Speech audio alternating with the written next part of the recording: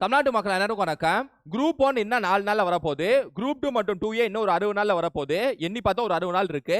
இந்த 2 எக்ஸாம் சேர்த்து general studies plus maths, அதாவது GS பிளஸ் மேத்ஸ், அதாவது polity, INM, geography, economics, unit 8, unit 9, history, science, current affairs சொல்லிட்டு மொத்த GS, மொத்த மேத்ஸ் இது எல்லாமே சேர்த்து ஒரே வீடியோல பார்க்க போறோம். மொத்தமும் ஒரே வீடியோல முடிந்தது. எப்படி பார்க்க போறோம்னா கேள்விகள் அடிப்படையில் அந்த கேள்வி சுத்தோட்டாடக்கூடிய எல்லா விஷயத்தையும் பார்க்க போறோம். இது வரைக்கும் நீங்க பார்க்காத கேள்விகள், வித்தியாசமான கேள்விகள், கொஞ்சம் டிஃபரெண்டான கேள்விகள் எல்லாமே வந்து இந்த வீடியோல பார்க்க போறோம். வீடியோவை ஸ்கிப் பண்ணாம கடைசி வரைக்கும் பாருங்க. டைமை வேஸ்ட் பண்ணாம வீடியோக்குள்ள போலாம். ஃபர்ஸ்ட் क्वेश्चन, கீழ்க்கண்டவையை ஏறு வரிசையில் வரிசைப்படுத்துக. Arrange the following in chronological order னு சொல்லிட்டு சொல்றாங்க. ஏறு வரிசைனா அப்படியே ஃபர்ஸ்ட்ல இருந்து ஸ்டார்டிங் அந்த chronological order படி வரிசைப்படுத்துகன்னு சொல்லிட்டு சொல்றாங்க. சரியா? ஃபர்ஸ்ட் பாருங்க, ராட்க்ளிஃப் ஆணையம். இந்த ராட்க்ளிஃப் ஆணையம்ங்கறது 1947ல போடப்பட்டதுங்க. இந்தியா பாகிஸ்தான் பார்டர் இருக்குல, அந்த எல்லை வந்து திட்டமிடக்கூடிய ஒரு கமிஷன் தான் வந்து ராட்க்ளிஃப் கமிஷன். சார் ராட்க்ளிஃப்னு சொல்லுவாரு.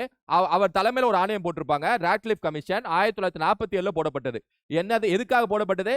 இந்தியா பாகிஸ்தான் எல்லைகளை வந்து திட்டமிடுவது. சரியா? இந்தியா பாகிஸ்தான் பார்டருக்காக. மாகாண சுயாட்சி அறிமுகம். சுயாட்சினாலே இந்தியாவிலே முதல் முறை மாகாணத்துல சுயாட்சி அறிமுகப்படுத்தப்பட்ட சட்டம் எப்பன்னு அப்படின்னா கவர்மெண்ட் ஆஃப் இந்தியா ஆக்ட் 1935 தான். இந்திய அரசாங்க சட்டம் 1935ல தான் இந்தியாவிலே முதல் முறை மாகாணத்துல வந்து சுயாட்சின்னு சொல்லிட்டு அறிமுகம் செய்யறாங்க. சரியா? அப்ப 1935. இடைக்கால அரசு உருவாக்கம். இடைக்கால அரசு இன்ட்ரிம் கவர்மெண்ட் எப்ப உருவாக்குவாங்க அப்படின்னா, நம்ம இந்தியாவுக்கு கேபினட் மிஷன் ஒரு மிஷன் வரும். கேபினட் திட்டக்குழுன்னு ஒரு குழு வரும். அந்த குழு ஒரு அறிக்கை கொடுக்கும். அந்த அறிக்கைக்கு அப்புறம் தான் வந்து இடைக்கால அரசாங்கம் சொல்லிட்டு ஒன்று அமைப்பாங்க. அதுக்கப்புறம் அரசியல் நிர்ணய சபைன்னு ஒன்று அமைப்பாங்க. அதுக்கப்புறம் இந்தியன் கான்ஸ்டிடியூஷன் அரசியலமைப்பு சட்டத்தை உருவாக்குவாங்க. சரியா? இது எல்லாமே யார் பரிந்துரைக்கு அப்புறம், கேபினட் மிஷன் வருகை தந்ததுக்கு அப்புறம், திட்டக்குழுன்னு ஒரு போட்டதுக்கு அப்புறம் இது நடக்கும். சரியா? அப்ப இது வந்து 1946ல நடக்கும். சரி, ஏன்னா 1946ல தான் எலெக்ஷன் நடந்து அது மூலமா இடைக்கால அரசு நடக்கும். கேபினட் திட்டக்குழு இந்த இதை பாருங்க, 4வது கேபினட் திட்டக்குழு அமைச்சதுன்னு சொல்றாங்க. அமைக்கப்பட்ட ஆண்டுன்னு கேக்குறாங்க. இதுவும் 1946 தான். கேபினட் திட்டக்குழு அமைக்கப்பட்டது 1946 தான். இடைக்கால அரசு உருவாக்கும் 1946 தான். ஆனா இதுல இது என்ன விஷயம் நீங்க சரியா பார்க்கணும் அப்படின்னா, நுட்பமா பார்க்கணும் அப்படின்னா, கேபினட் திட்டக்குழு போடப்பட்டது 1946. ஆனா அவங்க சொன்னதுக்கு அப்புறம் தான் இந்தியால 1946ல எலெக்ஷன் நடந்து அப்புறம் தான் இன்டரிம் கவர்மெண்ட் உருவாகும். ஆனா அதுவும் 1946 தான். அப்ப ஃபர்ஸ்ட் இத போட்டிருப்பாங்க, அதுக்கப்புறம் தான் இது நடக்கும். சோ ரெண்டுமே 1946னால கன்ஃபியூஸ் ஆகாதீங்க. ஃபர்ஸ்ட் கேபினட் திட்டக்குழு இந்தியால போடப்படும். அவங்க சொன்ன அறிக்கை படிதான் வந்து இடைக்கால அரசு வந்து உருவாக்கப்படும். சரியா? சோ 2 வந்தாலும் 4 ஃபர்ஸ்ட், அதுக்கப்புறம் தான் 3 வரும். சரி, ஒட்டுமொத்தமா chronological orderல பார்த்தோம் அப்படின்னா ஃபர்ஸ்ட் இது வந்துரும். 1935 தானே ஃபர்ஸ்ட். சோ 2 ஃபர்ஸ்ட், அதுக்கப்புறம் பாத்தீங்கன்னா 4, அதாவது கேபினட் திட்டக்குழு வந்துரும். அதுக்கப்புறம் 3, 2, 4, 3, அப்புறம் தான் ராட்க்ளிஃப் ஆணையம். So 2, 4, 3, 1, option B is the answer. 2, 4, 3, 1 is the answer. ரைட்டா? ஊழல் ஒழிக்கும் அமைப்புகளில் கீழ்கண்டவையில் தவறானது எது? லோக்பால் என்ற வார்த்தை கிருஷ்ணா மேனன் என்பவரால் உருவாக்கப்பட்டது. கரெக்ட் தாங்க. லோக்பால்ங்கிற வார்த்தையை வந்து உருவாக்குனவர் யார் அப்படின்னா கிருஷ்ணா மேனன். இந்த யார் இந்த கிருஷ்ணா மேனன் தெரியுதா? 1962ல இந்தியா சைனா போர் நடந்துச்சா, அப்ப ஆர்மி ஜெனரலா இந்த நபர் யார் அப்படின்னா இந்த கிருஷ்ணா மேனன் தான். சரியா? அது தலைமை, அந்த போரை வந்து தலைமை எடுத்து அதுக்கு திட்டம் போட்டது யார் அப்படின்னா கிருஷ்ணா மேனன் தான். ஆனா அந்த போர்ல வந்து கெடுவாய்ப்பா இந்தியா தோத்து போயிடும். இந்தியாவோட ஒரு பகுதி அக்ஷய் சின்ன ஒரு பகுதியை வந்து சீனா வந்து கைப்பற்றி விடும். சரியா? அதன் காரணமாக இவர் மேல வந்து பல்வேறு குற்றச்சாட்டுகள் வைப்பாங்க. அன்றைய தேதியில எதிர்கட்சியா இருக்கக்கூடிய கம்யூனிஸ்ட் கட்சி மற்றும் இதர கட்சிகள். அதன் காரணமாக இவர் வந்து பதவியை ராஜினாமா செஞ்சிருவார். சரியா? இன்ஃபேக்ட் 1962 சைனா போர் வந்து நேருக்கே கொஞ்சம் பேக் ஃபார்வர்ட் தான். அதாவது நேருக்கே ஒரு பின்னடி தான், பின்னடைவு தான். அதனால தான் வந்து ஒரு உடல்நலம் வந்து ரொம்ப நேருக்கு வந்து பாதிக்கப்பட்டு 1964ல இறந்து போயிடுவார். சரியா? ரொம்ப டிப்ரெஷன்லயும் உள்ளாக்குவார். யார் அப்படின்னா நேரு. சரியா? ஸோ கிருஷ்ணா மேனன் வந்து லோக்பால்ங்கிற பேரை வந்து பரிந்துரைத்தது அவர் தான். மதுரை புலனாய்வுத்துறை மத்திய புலனாய்வுத்துறை 1964ஆம் ஆண்டில் தொடங்கப்பட்டது. CBI was established in 1964. CBI was established இன் 1964 இல்ல, 1963 தான். 1964 யாரு என்ன எஸ்டாப்ளிஷ் பண்ணுவாங்க அப்படின்னா சிவிசி, மத்திய லஞ்ச ஒழிப்புத்துறை. மத்திய புலனாய்வுத்துறைனா 1963, மத்திய லஞ்ச ஒழிப்புத்துறைனா 1964. சரியா?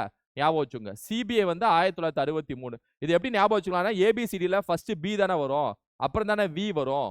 பி. சரியா? சோ பி ஃபர்ஸ்ட் வருமா? 63 ஃபர்ஸ்ட், பி அப்புறம் தானே வரும், அதுக்கப்புறம் 64. சரியா? ஞாபகம் வச்சுங்க. தமிழ்நாடு லோக் ஆயுக்தா வாஸ் எஸ்டாப்ளிஷ்ட் இன் 2018. தமிழ்நாடு லோக் ஆயுக்தா 2018ஆம் ஆண்டு தொடங்கப்பட்டது. இது கரெக்ட் தான். சரியா? So first one correct. Third one correct, ரெண்டாவது ஒன்று தப்பு. இரண்டாவது நிர்வாக சீர்திருத்த ஆணையம் லோக்பால் மசோதாவை பரிந்துரைத்தது.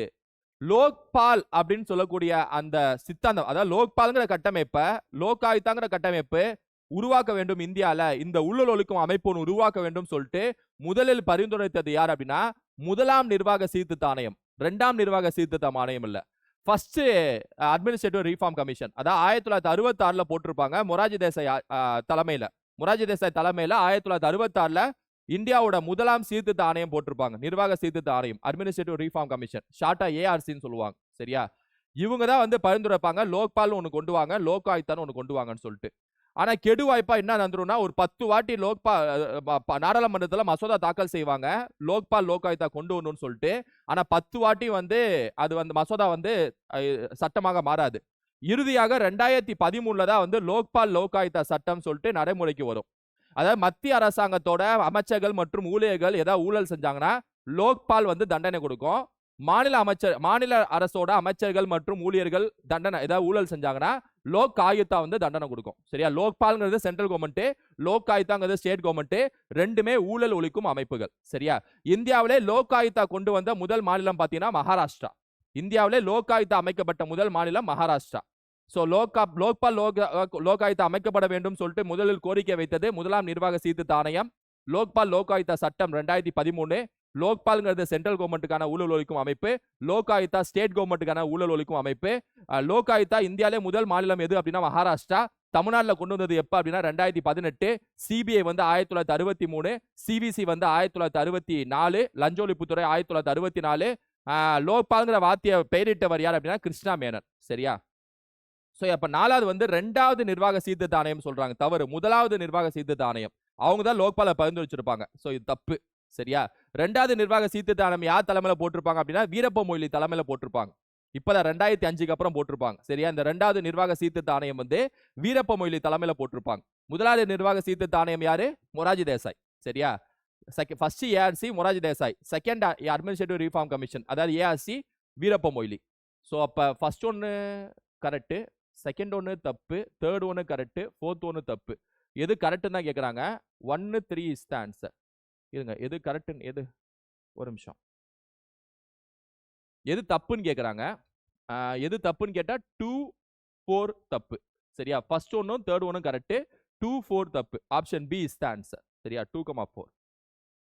சந்திரகுமார் வழக்கு கீழ்கண்ட எதனுடன் தொடர்புடையது? Chandrakumar case related to which are the following? கேசஸ்ல ரொம்ப முக்கியமான விஷயங்க. பொம்மை வழக்கு வந்து எந்த ஆர்டிகல் தொடர்புடையதுன்னு கேட்பாங்க. ஆர்டிகல் 356 தொடர்புடையது பொம்மை வழக்கு. சரியா, அதுக்கப்புறம் பாத்தீங்கன்னா ஏகப்பட்ட வழக்கு இருக்கு. கேசவானந்த பாதி வழக்கு 1973 எதனுடன் தொடர்புடையதுன்னா அது பல்வேறு விஷயங்களோட தொடர்புடையது. குறிப்பா நீதித்துறை மறு ஆய்வு அதாவது ஜுடிஷியல் ரிவ்யூ தொடர்புடைய வழக்கு எதுன்னு கேட்டாங்கன்னா கேசவானந்த பாதி வழக்கு 1973. சரியா, இந்த மாதிரி வழக்குகள் வந்து எல்லா வழக்குகளும் வந்து நம்ம பார்த்து வச்சுக்கணும். அதன் தொடர்ச்சியாக பாத்தீங்கன்னா சந்திரகுமார் வழக்குன்னு ஒரு வழக்கு. இந்த வழக்கு என்ன சொல்லுது அப்படின்னா நிர்வாக தீர்ப்பாயம் ஒரு தீர்ப்பாயம் இருக்குங்க, அட்மினிஸ்ட்ரேட்டிவ் ட்ரிபியூனல் ஒன்று இருக்குங்க. சரியா, இது வந்து இந்திரா காந்தி ஆட்சியில 42ஆம் சட்டத்திட்டத்துல சேர்க்கப்பட்டதுங்க. இந்த அட்மினிஸ்ட்ரேட்டிவ் ட்ரிபியூனல்ங்கிறது இந்திரா காந்தி ஆட்சியில சேர்க்கப்பட்டது. ஆர்டிகல் 323A அப்புறம் ஆர்டிகல் 323B. இது பப்ளிக் சர்வீஸ் மேட்டர்ஸ்ல, இது ஜெனரல் பொது மேட்டர்ஸ்ல அதாவது பொது விஷயங்கள்ல தீர்ப்பு அளிப்பது 323B அட்மினிஸ்ட்ரேட்டிவ் ட்ரிபியூனல் நிர்வாக சீர்திருத்த தீர்ப்பாயம். பப்ளிக் சர்வீஸ் அரசு பொது சேவைக்காக ஒரு கோர்ட் இருக்கு அப்படின்னா அது 323A படி அட்மினிஸ்ட்ரேட்டிவ் ட்ரிபியூனல் ஒன்று இருக்கு, நிர்வாக தீர்ப்பாயம். இந்த ரெண்டுமே சேர்க்கப்பட்டது 42ஆம் சட்டத்திட்டம் 1976 இந்திரா காந்தி ஆட்சியில. இப்ப இந்த தீர்ப்பாயம் ஒரு தீர்ப்பு சொல்லுதுன்னா அந்த தீர்ப்புக்கு அதாவது தீர்ப்பை எதிர்த்து நம்ம எங்க மேல்முறையீடு செய்ய முடியும்னா உச்சநீதிமன்றத்துக்கு தான் போக முடியும், உயர்நீதிமன்றத்துக்கு போக முடியாது. அப்படிப்பட்ட ஒரு சூழ்நிலை இருந்துச்சு. ஆனா 1990கள்ல சந்திரகுமார் வழக்குன்னு ஒரு வழக்கு வந்துச்சு. இந்த வழக்குல உச்சநீதிமன்றம் என்ன தீர்ப்பு சொல்லிச்சு அப்படின்னா நிர்வாக தீர்ப்பாயம் ஒரு தீர்ப்பு சொல்லுதுன்னா அதை எதிர்த்து நீங்க உயர்நீதிமன்றத்துக்கும் போலாம், உச்சநீதிமன்றத்துக்கும் போலாம். அப்ப உயர்நீதிமன்றத்துக்கு தான் நீங்க போகணும், அப்புறம் தான் உச்சநீதிமன்றத்துக்கு வரணும். ஏன்னா உயர்நீதிமன்றம் உச்சநீதிமன்றம் ரெண்டுமே இந்தியாவில பொறுத்த வரைக்கும் ஒருங்கிணைக்கப்பட்ட நீதிமன்றம் தான். அதனால வந்து உயர்நீதிமன்றம்னா நீங்க போகக்கூடாதுன்னு சொல்லக்கூடாது அப்படின்னு சொல்லிட்டு சந்திரகுமார் வழக்குல என்ன சொல்லுவாங்கன்னா நிர்வாக சீர்திருத்த ஆணையம் அதாவது நிர்வாக தீர்ப்பாயம் சொல்லக்கூடிய தீர்ப்பை எதிர்த்து நீங்க உயர்நீதிமன்றமும் போலாம் அப்படின்னு சொல்லக்கூடிய ஒரு தீர்ப்பை வழங்கும். எந்த கேஸ்ல? சந்திரகுமார் கேஸ். சரியா, ஞாபகம் வச்சுங்க. கட்சி தாவல் தடை சட்டம் எப்ப தெரியுதா? 10வது அட்டவணை 1985. சரியா, 1985 10வது அட்டவணை 52 சட்ட திருத்தத்தை சேர்ப்பாங்க ராஜீவ்காந்தி கவர்மெண்ட். ஞாபகம் இருக்குல்ல? லோக்பால் இப்பதான் பார்த்தோம். ஆர்டிகல் 365 என்னன்னு தெரியுதா? மத்திய அரசு சொல்வதே மாநில அரசு கேட்க வேண்டும். அதான் வந்து 365. இல்லன்னா குடியரசுத் தலைவர் ஆட்சியை போட்டு விட்டுருவாங்க. என்ன?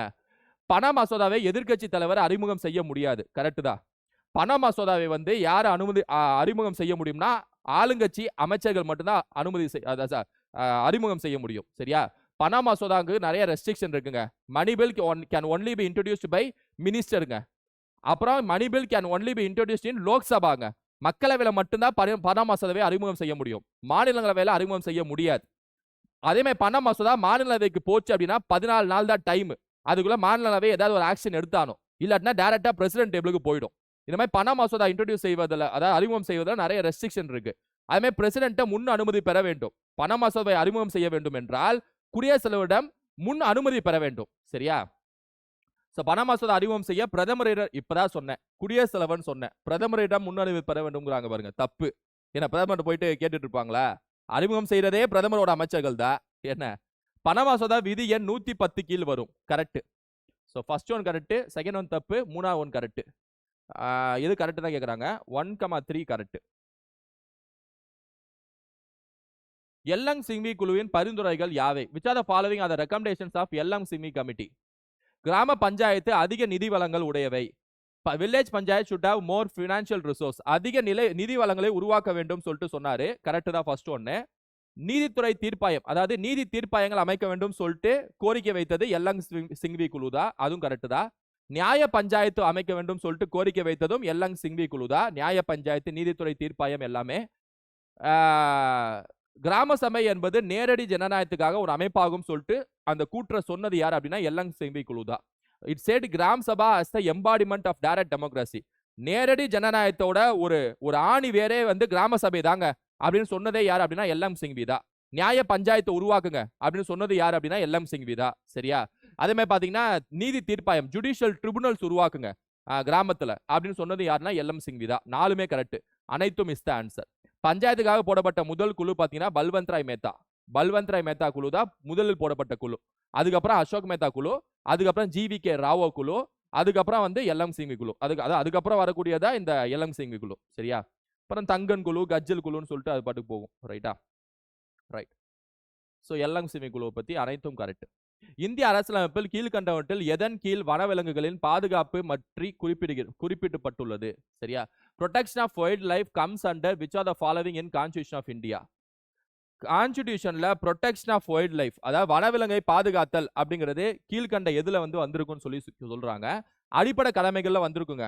அடிப்படை கடமைகளை வந்திருக்கும். வனவிலங்கை பாதுகாத்தல் மறைமுகமா வந்திருக்கும். எதுல வந்திருக்கும்னா 51A ஜில வந்திருக்கும். சரியா? கிரீனரி, பசுமை.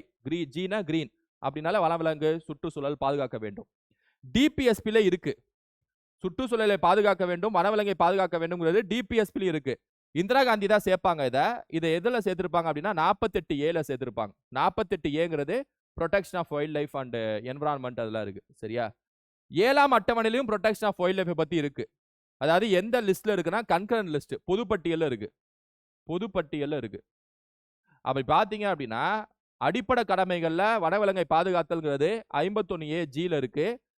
டிபிஎஸ்பில அரசுக்கு வழிகாட்டும் நெறிமுறை கோட்பாடுல 48A இருக்கு. இது வந்து இந்திரா காந்தி சேர்த்தது 42ஆம் சட்ட திருத்தத்துல. சரியா? பொதுப்பட்டியல்ல ப்ரொடெக்ஷன் ஆஃப் வைல்ட் லைஃப் இருக்கு. ஆக்சுவலா இது ஆரம்பத்துல மாநில பட்டியல் இருந்திருக்கும். இந்திரா காந்தி தான் வந்து பொதுப்பட்டியலுக்கு மாத்திருப்பாங்க. சரியா? அப்ப மூணுமே is the answer. Option D is the answer. Nashik geography question. Nashik அப்படிங்கிறது கோதாவரி, நாசிக் மலையில தான் வந்து கோதாவரி நதி ஸ்டார்ட் ஆகுது மகாராஷ்டிரால. கைலாஷ் மலைத்தொடர்ல சிந்து நதி ஸ்டார்ட் ஆகுது. நமக்கு தெரியும் கைலாஷ் மலைத்தொடர்ல திபெத்ல சிந்து நதி ஸ்டார்ட் ஆகும். வெரினாக் ஸ்பிரிங்கிற இடத்துல இருந்து ஜீலம் நதி ஸ்டார்ட் ஆகுது. வெரினாக் ஸ்பிரிங் அப்படிங்கிற ஒரு மவுண்டெயின்ல இருந்து, மலையில இருந்து ஜீலம் நதி ஸ்டார்ட் ஆகுது. பார்லச்சா கணவாய், அதுல இருந்து ராவி நதி ஸ்டார்ட் ஆகுது. பார்லச்சா பாஸ்ன்னு சொல்லுவாங்க. சரியா? இதுல இருந்து ராவி நதி ஸ்டார்ட் ஆகுது. ராவி நதி பார்லச்சா பாஸ்ல இருந்து ஸ்டார்ட் ஆகுது. சரியா? அது இமாச்சல் பிரதேஷ் பெல்ட்ல இருக்கும் இந்த பார்லச்சா பாஸ். அப்படி பாத்தீங்கன்னா 2 1 4 3 அப்புறம் BADC. Option B is the answer. அது ஏபிசிடி வச்சுக்கிட்டா BADC. BADCனா option B is the answer. தேசிய மூங்கில் திட்டம் குறித்து பின்வரவற்றுள் எது சரியானது? which are the following are true about national bamboo mission? தேசிய மூங்கில் திட்டம் 2006 அறிமுகப்படுத்தப்பட்டது. கரெக்ட் தான். Bamboo is a non-forest produce. Correct தான் அது. Which can plant commercials other than forest in the recent amendment. சமீபத்தில் ஒரு சட்டத்தை கொண்டு வந்திருப்பாங்க. 2000 ஞாபகம் சரியா இருந்துச்சுன்னா 2018 19 அந்த காலத்துல நினைக்கிறேன். அதுல என்ன பண்ணிருப்பாங்கன்னா பேம்பு அப்படிங்கிறத தாவர வகையில இருந்து, அதாவது அந்த மரம்ங்கிற அந்த கட்டுப்பாட்டுல இருந்து தூக்கி விட்டு அது ஒரு புல்வெளி கிராஸ் தான், அதை கமர்ஷியலா பயன்படுத்தலாம் அப்படின்னு சொல்லிட்டு சொல்லியிருப்பாங்க. அதாவது நான் ஃபாரஸ்ட் ப்ரொடியூஸ், ஒரு காடு அல்லாத உற்பத்தி ஆகும் சொல்லிட்டு சொல்லியிருப்பாங்க. சரியா? அதனால யார் வேணா பயன்படுத்தலாம்னு சொல்லிட்டு அது ஒரு கமர்ஷியல் ப்ராடக்டா மாத்திருப்பாங்க, வர்த்தக ஒரு பொருளா மாத்திருப்பாங்க இந்த மூங்கில. ஸோ அப்ப இதுவும் கரெக்ட் தான். ஸோ தேசிய மூங்கில் திட்டம் 2006 இது ரெண்டுமே கரெக்ட் தான். So both are true. C is the answer. பின்வருவற்றுள் வாக்கியங்களை கவனி. பருவக்காற்று நிகழும் காலமானது தென்பகுதியிலிருந்து வடபகுதி நோக்கி செல்லும் போது குறையும். கரெக்ட் தாங்க, கரெக்ட் தான். தென்மேற்கு பருவக்காற்றை பொறுத்த வரைக்கும் நீங்க கீழ இருந்து, அதாவது கேரளா பெல்ட்ல இருந்து அப்படியே ஆரம்பிச்சு ராஜஸ்தான் மேல போக வரைக்கும் அவங்க குறைஞ்சிக்கிட்டே தான் போகும். ரைட்டா? ஏன்னா உள்ள வர வர அந்த ஈரப்பதம் வந்து கம்மியாயிட்டே போகும். ஏன்னா நிலத்துக்கு உள்ள வந்துருச்சுல. இந்தியாவின் வடக்கு பகுதியில் கிழக்கிலிருந்து மேற்கு நோக்கி செல்ல மழையின் அளவு குறையும். இதுவும் கரெக்ட் தான். அதாவது இந்தியாவோட வடக்கு பகுதி இருக்குல்ல, வடக்கு பகுதியில நீங்க கிழக்குல இருந்து, எடுத்துக்காட்டுக்கு உங்களுக்கு புரியுற மாதிரி சொல்லணும்னா மேகாலயில இருந்து நீங்க ரைட்டு ராஜஸ்தான் வர வர மழைப்பொழிவு கம்மியாயிட்டே வரும்னு சொல்லிட்டு சொல்றாங்க. கரெக்ட் தானே? மேகாலயில தான் அதிகமா மழைப்பொழிவு பெய்யும் மாசின்றம்ல. உள்ள அப்படியே மேகாலயில இருந்து அப்படியே உள்ள வர வர மேற்கு வங்காளம், உத்தரப்பிரதேஷ் அப்படியே அந்த பெல்ட் வர வர கம்மியாயிட்டு தானே போகும். ஏன்னா நிலத்துக்குள்ளலாம் வருது, ஈரப்பதம் கம்மியாயிடும்ல. அப்ப தென்னிந்தியால இருந்து வட இந்தியா வரப்ப ஈரப்பதம் கம்மியாகும், கிழக்குல இருந்து மேற்கு வரப்பையும் ஈரப்பதம் கம்மியாகும். அப்படிதானே கொஸ்டின்? ரெண்டும் கரெக்ட் தான். இது ஒரு இன்டைரக்ட் கொஸ்டின், நல்ல கொஸ்டின். சரியா? ஞாபகம் வச்சுங்க. So both 1 and 2 are true. எது கரெக்ட் தானே கேட்குறாங்க. Consider following statement which are the following are correct. சரி, அதாவது தமிழ்ல எது கரெக்ட்னு சொல்லிட்டு ஞாபகம் வச்சுக்கணும். கேரளாவின் இடத்தில் ஒடிசா அமைந்திருந்தால் பின்வருவற்றில் எது நடக்கும்? If Kerala is located in the place, if Odisha is located in the place of Kerala, which are the following happens? இன்னைக்கு டேட் இந்த மேப்ல கேரளாங்கிற இடத்துல ஒடிசா இருந்துச்சுன்னா என்ன நடக்கும்னு கேக்குறாங்க. சரியா? Odisha forms back waters. Correct தான். ஏன்னா கேரளா பேக் வாட்டர்ஸ் உருவாகுதுல, அப்போ ஒடிசாவுக்கு உருவாகுதான் அர்த்தம். கேரளாங்கிற இடத்துல ஒடிசா இருந்துச்சுன்னா. சரியா? Odisha receives north east monsoon. தப்பு. ஒடிசா நார்த் ஈஸ்ட் மான்சூனை ரிசீவ் பண்ணும் கேரளா இடத்துல இருந்துச்சுன்னா சவுத் வெஸ்ட் மான்சூன். நீங்க கேரளாக்கு என்னன்னு பார்த்தாலே ஆன்சர். சரியா? கேரளால தென்மேற்கு பருவக்காற்று தானே வரும், வடகிழக்கு பருவக்காற்றா வரும். தப்பு. NWT is running in Odisha. Correct. கேரளாங்கிற இடத்துல ஒடிசா இருந்துச்சுன்னா நேஷனல் வாட்டர்வே 3வது வந்து ரன் ஆயிட்டு இருக்கும். நேஷனல் வாட்டர்வேஸ்லாம் எக்ஸாம்ல படிச்சுங்க, 10th ஜியாகிரபி புக்ல இருக்கு. நேஷனல் வாட்டர்வே தேசிய நெடுஞ்சாலை 1 NW1 அப்படிங்கிறது அலகாபாத்ல இருந்து ஆல்டியா வரைக்கும், அலகாபாத்ல இருந்து ஆல்டியா வரைக்கும் ஓடுது கங்கை நதியில. 1620 கிலோமீட்டர் நினைக்கிறேன். சரியா? NW2 Dhubri to Shadia, Brahmaputra நதி அசாம்ல. சரியா? அசாம்ல பிரம்மபுத்திரா நதியில தேசிய நெடுஞ்சாலை நீர்வழி சாலை 2வது ஓடுது, NW2 ஓடுது. துப்ரி டு சாதியா ஒரு 800 சில்ற கிலோமீட்டர் நினைக்கிறேன். சரியா? 891 கிலோமீட்டர் நினைக்கிறேன். NW3 இது வந்து கேரளால கொல்லம் டு கோட்டபுரத்துல ஓடுது. சரியா? Kollam to Kottapuram west coast canal நினைக்கிறேன். அந்த கால்வாய் பேரு வெஸ்ட் கோஸ்ட் கெனல், மேற்கு கடற்கரை கால்வாய். அதுல கொல்லம் டு கோட்டபுரத்துல NW3 ஓடுது. சரியா? சுமார் 205 கிலோமீட்டர் நினைக்கிறேன். அதுமாதிரி NW4 பொறுத்த வரைக்கும் பாத்தீங்க அப்படின்னா ஆந்திரால இருந்து பாண்டிச்சேரி வரைக்கும் ஓடுது. சரியா? ஆந்திரா அந்த பக்கிங்கம் கேனல் அந்த கால்வாய் பெல்ட்ல ஓடுது NW4. சரியா? ஸோ NW1 வந்து அலகாபாத் டு ஆல்டியா கங்கை நதி. NW2 வந்து துப்ரி டு சாதியா பிரம்மபுத்திரா அசாமு.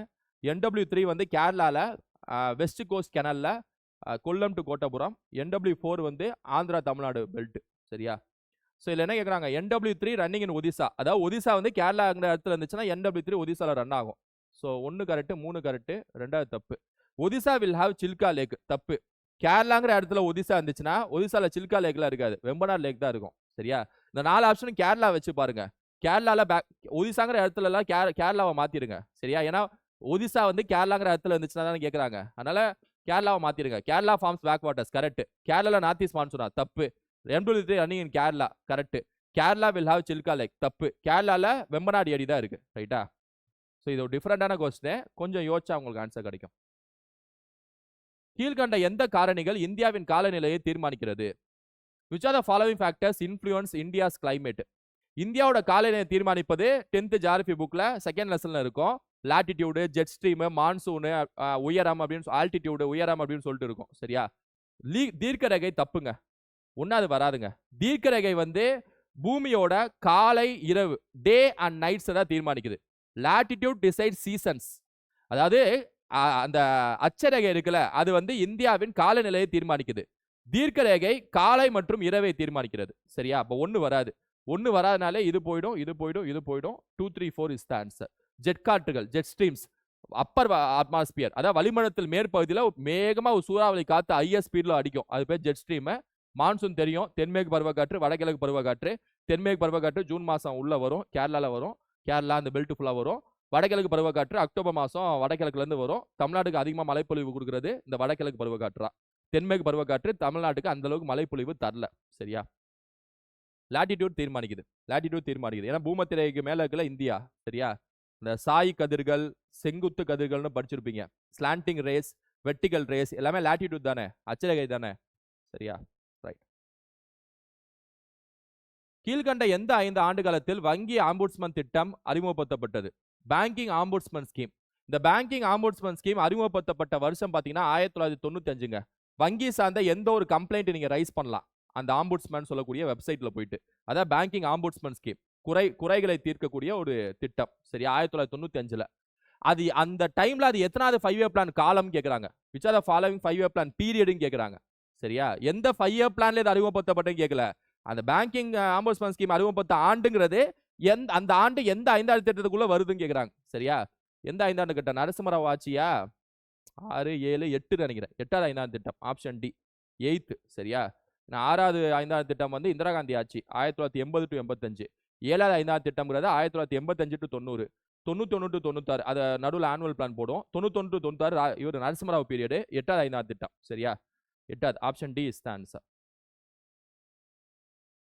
கீழ்கண்ட எந்த நடவடிக்கை இந்திய நாணயத்தின் மதிப்பை அதிகரிக்கும்? Which are the following increases the value of Indian currency? இந்தியாவோட நாணய மதிப்பை அதிகரிக்கணும்னா 2 விஷயம் ஞாபகம் வச்சுங்க. ஒன்னு இந்தியாக்குள்ள அதிகமா டாலர்ஸ் உள்ள வரணும். வெளிநாட்டு கரன்சியா இருக்கக்கூடிய டாலர்ஸ் இந்தியாக்குள்ள அதிகமா உள்ள வந்துச்சுன்னா, சரியா, இந்திய நாணய மதிப்பு, நம்ம ரூபாயோட மதிப்பு அதிகமாகும்னு அர்த்தம். சரியா? ஏன்னா டாலர்ஸ் ஈஸியா உள்ள இழுத்துட்டோம்னா டாலர்ஸோட மதிப்பை குறைச்சிட்டோம்னு அர்த்தம். அப்ப ஆட்டோமேட்டிக்கா ரூபாயோட மதிப்பு அதிகமாகும். சரியா? அப்ப டாலர்ஸ் அப்படிங்கிறது இந்தியாக்குள்ள வரணும். ஞாபகம் வச்சுங்க. அது எந்த ரூட்ல வந்தாலும் சரி, அது ஆன்சர் தான். ரெண்டாவது என்னன்னா, ரூபாயோட புழக்கம் இருக்குல்ல, ரூபாயோட புழக்கம், மணி சப்ளை, அது கம்மியா இருக்கணும். நம்ம ரூபாய்க்கு அதிகமா டிமாண்ட் இருக்கணும். அப்பனா ரூபாயோட புழக்கம் கம்மியா இருக்கணும். யார் கையிலையும் ரூபா 50 ரூபா, 100 ரூபா, 500 ரூபா நோட்டு எல்லா கையிலையும் கம்மியா இருக்கணும். உங்களுக்கு புரியுற மாதிரி சொல்லணும்னா, அப்ப ரூபாயோட புழக்கம் கம்மியா இருக்கணும். ருப்பியோட புழக்கம் குறைவா இருக்கணும். இந்த 2 கண்டிஷன் இருந்துச்சுன்னு வைங்களே, இந்த 2 கண்டிஷன் இருந்தாலே நம்ம ரூபாயோட நாணய மதிப்பு அதிகமாகும். அதாவது $1 100 ரூபா இருக்குன்னா $1 50 ரூபாய் மாறிடும். புரியுதா உங்களுக்கு? நாணய மதிப்பு அதிகமாகும். அப்ப ரூபாயோட நாணய மதிப்பு அதிகமாகணும்னா என்ன வேணும் நமக்கு? டாலர் இந்தியாக்குள்ள வரணும், ரூபாயோட புழக்கம் குறையணும், கம்மியா இருக்கணும். அப்படிப்பட்ட ஆப்ஷன்ஸ் எதுவோ அது ஆன்சர். சரியா? First, foreign direct investment increase. Foreign direct இன்வெஸ்ட்மெண்ட்னால வெளிநாட்டுல இருந்து முதலீடு போடுறவங்கன்னு அர்த்தம். அவங்க டாலர்ஸ் தானே கொட்டுவாங்க. அப்ப கரெக்ட் தான். நம்ம என்ன கேக்குறாங்க? which are the following increases the value of Indian currency? எது நாணய மதிப்பை அதிகரிக்கும்ங்கறாங்க. நாணய மதிப்பு அதிகரிக்கணும்னா உள்ள இந்தியாக்குள்ள என்ன வரணும்? டாலர் உள்ள வரணும். இப்ப ஃபர்ஸ்ட் ஒன் டாலரை உள்ள வர வைக்குது. அப்ப correct. Decrease in interest rates. Reserve bank இருக்காங்கல்ல, அவங்க வங்கிகளுக்கு கொடுக்கக்கூடிய ரெப்போ விகிதத்தை குறைச்சாங்கன்னா என்ன நடக்கும்? மக்களுக்கு அதிகமா கடன் வருமா? ரெப்போ விகிதம் குறைஞ்சதுன்னா மக்களுக்கு குறைந்த வட்டியில கடன் அதிகமா கொடுப்பாங்களா? அப்ப மக்கள்கிட்ட கடன் அதிகமா வந்துச்சுன்னா மக்கள் கையில பணம் அதிகமா வந்துச்சுன்னா அர்த்தமே. மக்கள் கையில பணம் அதிகமா வந்துச்சுன்னா என்ன அர்த்தம்? ரூபாயோட புழக்கம் வந்து குறையலையே, அதிகமால ஆச்சு. குறைஞ்சதானே நாணய மதிப்பு அதிகமாகும். சரியா? அப்ப ரெண்டாவது தப்பு. Increase in foreign tourism. வெளிநாட்டுல இருந்து டூர் வராங்கன்னு வைங்க இந்தியாக்குள்ள, அவங்க டாலர் தான் கையில எடுத்துட்டு வருவாங்க. அப்ப ஆட்டோமேட்டிக்கா இந்தியாக்குள்ள டாலர் வந்துடும். சரியா? டாலர் வந்தாலே போதும், நாணய மதிப்பு அதிகமாகும். மூணாவது கரெக்ட். Increase in imports. நம்ம இந்தியால வந்து இறக்குமதி அதிகமாச்சுன்னு வைங்களேன், வெளிநாட்டுல இருந்து இறக்குமதி அதிகமாச்சுன்னா அவங்கள்ட்ட எப்படி நம்ம பணம் கொடுக்குறோம்? டாலர்ஸ்ல தான் கொடுக்கணும். அப்ப டாலர் வந்து இந்தியா விட்டு வெளியில போச்சுன்னு அர்த்தம். வெளில போச்சுன்னா என்ன அர்த்தம்? டாலர் உள்ள தானே வரணும், வெளில போக கூடாது. புரியுதா இல்லையா? உள்ள வந்தா மட்டும் தான் ஆன்சர். வெளில போகுதுல, நம்ம அதிகமா இம்போர்ட், நம்ம அதிகமா பொருளை இறக்குமதி செய்யறோம்னா, இறக்குமதி செய்யக்கூடிய நாடுகள்கிட்ட எதை கொடுக்க போறோம்? டாலர் தான் உள்ள கொடுக்க போறோம். டாலர் தான் அவங்கள்ட்ட கொடுக்க போறோம். அப்ப டாலர் வந்து நம்ம கையை விட்டு வெளில போகுதுன்னு அர்த்தம். அப்ப 4வது வராது. சரியா? இந்த 2 கண்டிஷன் வரக்கூடியது மட்டும்தான் answer. Foreign direct investment increase அப்படின்னா டாலர் உள்ள வருது, அப்ப அது ஆன்சர். இன்க்ரீஸ் இன் ஃபாரின் டூரிசம்னா டாலர் உள்ள வருது, அப்ப இது ஆன்சர். சரியா? புரியுதா உங்களுக்கு? 1, 3 is the answer. Option C is the answer. So ரூபாயோட நாணய மதிப்பை தீர்மானிப்பது எது அப்படின்னா டாலர்ஸ் அண்ட் ரூபாய். டாலர்ஸ் அதிகமா இந்தியாவுக்குள்ள வரணும், ரூபாயோட புழக்கம் குறையணும். சரியா? மொத்த விலை குறியீட்டின் புள்ளி விவரங்களை வெளியிடுவது யார்? who releases the figures of the wholesale price index? wholesale price index WPI ன்னு சொல்லுவாங்க. அதாவது என்னன்னா ஒரு பொருளை உற்பத்தி செய்வாங்கல, அந்த உற்பத்தியாளர் செய்யக்கூடிய அந்த பொருளோட விலைய ஆரம்ப கட்டத்தில் ஒன்று போடுவாங்கல. இப்போ உதாரணத்துக்கு ஒரு பெப்சி உற்பத்தி செய்யறாங்கன்னா பெப்சி கம்பெனி அந்த பெப்சிக்கு ஒரு விலையை போடுவாங்கல, அந்த விலை பார்த்தா ஹோல்சேல் பிரைஸ் இண்டெக்ஸ் WPI சொல்லுவாங்க. உற்பத்தியாளரோட விலை குறியீடுன்னு அர்த்தம். அதுக்கப்புறம் அது டீலருக்கு வரும், டீலர்ல இருந்து ரீட்டைலருக்கு வரும், ரீட்டைலர் இருந்து நம்ம போய் வாங்குவோம் அந்த பெப்சியை.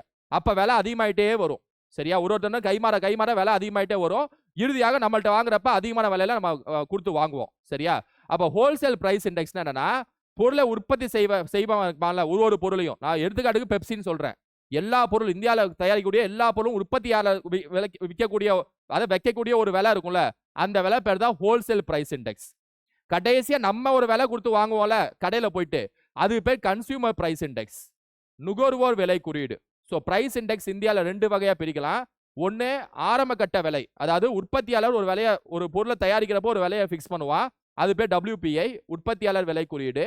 நம்ம கடையில் போய் வாங்குறப்போ ஒரு விலை அதிகமாகி வரும், ஏன்னா நிறைய பேர்ட்ட கை மாறுறனால, அது பேர் CPI consumer price index. 2 price index இதுக்கு இந்தியாவில். சரியா? இதுல ஹோல்சேல் பிரைஸ் இண்டெக்ஸ் வந்து யார் வெளியிடுறான்னு சொல்லிட்டு கேட்குறாங்க. இது யோசிச்சாலே கொஞ்சம் அடிக்கலாம். பொருள் உற்பத்தி அப்படின்னாலே காமர்ஸ் வந்துருமா? Option A is the answer. Option A is the answer. Finance வராது, ஹோம் அஃபேர்ஸ் வராது, ஸ்டாட்டிஸ்டிக்ஸ் வராது. காமர்ஸ் தானே. எல்லா இந்தியாவில் எல்லா பொருளோட விலையும் கணக்கிடுறது யாரு? மினிஸ்ட்ரி ஆஃப் காமர்ஸ் தானே, வர்த்தக அமைச்சகம் தானே, வர்த்தகம் அமைச்சகம். சரியா? பொது பிரிவின் ஆண்டு, சரி பெரிய பிரிவின் ஆண்டு, year of great divide. Year of great divide அப்படிங்கிறது 1921. Industrial policy resolution 1956. Planning commission உருவாக்குதல் 1950. நேஷனலைசேஷன் ஆஃப் 14 வங்கிகள் 1969 இந்திரா காந்தி ஆட்சி. சரியா? ஸோ 2413 2413னா option A is the answer. இதெல்லாம் ரொம்ப ஈஸி தாங்க. சரியா? பெரிய பிரிவின் வருடம் 1921. 12th geography, sorry 11th economics புக்னு நினைக்கிறேன். 11th எக்கனாமிக்ஸ் புக் இது 12th ஜாகிரபி புக்ல ஃபர்ஸ்ட் லெசனுங்க. பெரிய பிரிவின் ஆடம் 12th ஜாகிரபி புக்ல ஃபர்ஸ்ட் லெசன்ல இந்த இருக்கும். சரியா? இயர் ஆஃப் கிரேட் டிவைட் இருக்கும், பாப்புலேஷன் டிஸ்ட்ரிபியூஷன்ங்கிற சாப்டருக்குள்ள இருக்கும். சரியா? பாத்துங்க. சப்ளிமெண்டரி பட்ஜெட், துணை பட்ஜெட்.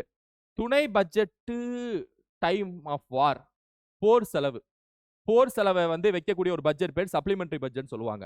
பூஜ்ய பட்ஜெட்னா ஃப்ரெஷ்ஷா நான் ஒரு செலவு செய்யறதுக்கு ஒரு பட்ஜெட்டை போட்டேன்னா அது பேர் பூஜ்ய பட்ஜெட்னு சொல்லுவாங்க. சரியா? புதிய செலவினா. செயல்திறன் பட்ஜெட், பெர்ஃபார்மன்ஸ் பட்ஜெட்னா என்னன்னா நான் ஒரு பட்ஜெட்டை போடுறேன், எனக்கு எவ்வளவு அவுட்புட், அதாவது எவ்வளவு உற்பத்தி ஆகும், எனக்கு எவ்வளவு லாபம் வரும்னு சொல்லிட்டு பட்ஜெட்லேயே எழுதணும்னு வைங்களேன், அது பேர் performance budget.